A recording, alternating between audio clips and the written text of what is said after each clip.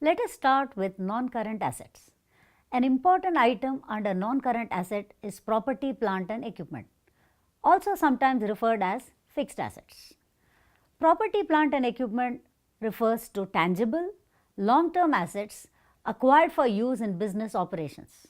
They are used for producing goods or services, or for rental or for other admin use. They are not held for sale in the ordinary course of business. Let us look at some examples of fixed assets.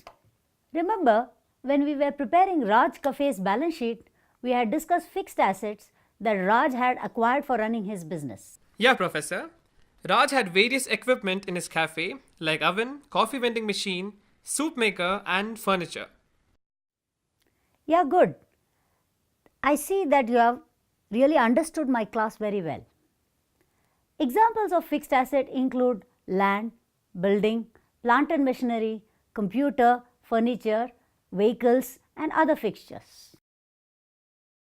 Professor, then fixed assets would be very high for all companies. The relative proportion of fixed assets to total assets depend on the nature of business.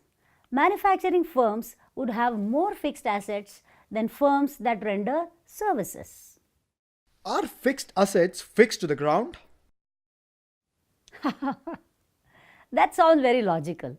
Fixed assets are not fixed to the ground but are meant for long-term use like a permanent, long-lived fixed assets.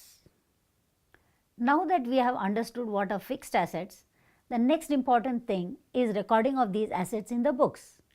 What is the cost of fixed assets that need to be taken in the balance sheet? When you buy fixed assets, they are recorded at cost price. Now what is cost? What should it include? What are the various components that we should include as part of the fixed assets? Let's take an example and discuss this.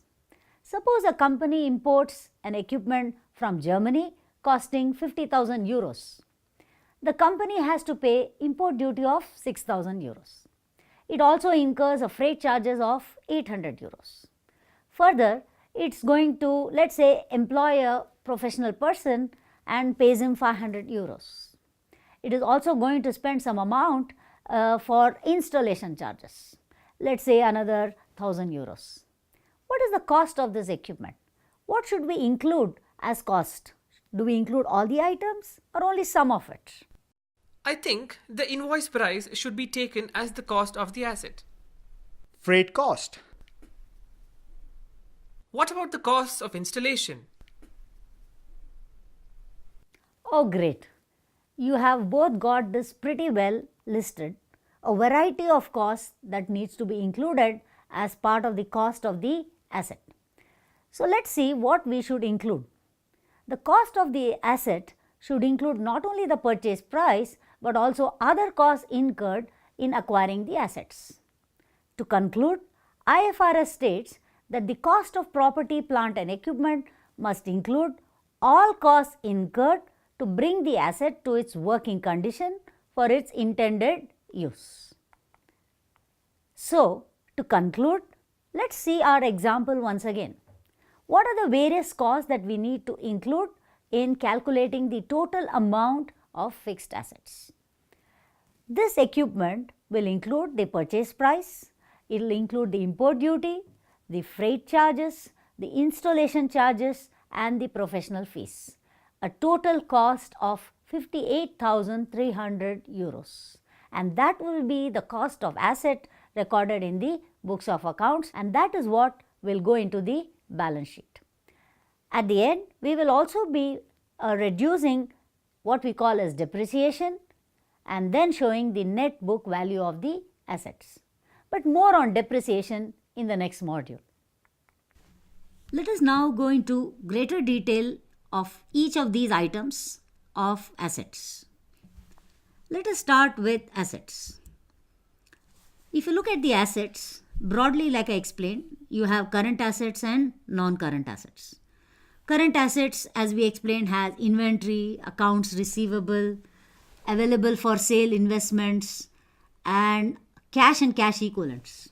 Again, keep reminding yourself of those questions that Clever and Triggered had asked. and you find cash and cash equivalents, and you also observe how the numbers have moved from one year to the other year. For example, cash and cash equivalents have increased from 2015 to 2016 for Ginger. If you look at non-current assets, these are assets that are the life of which is more than 1 year, and you also observe a trend as to whether these assets have gone up or come down and so on.